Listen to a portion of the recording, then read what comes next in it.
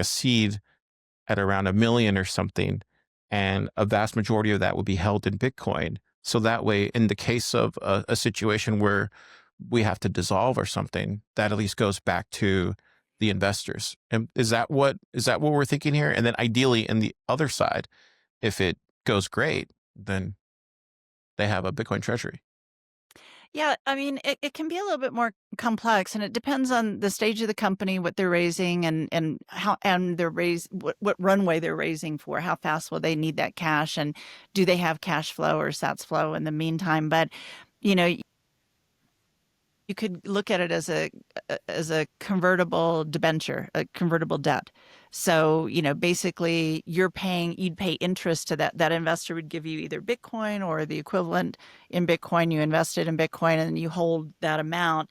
You pay an interest rate, which should come from your cash flow back to the investor.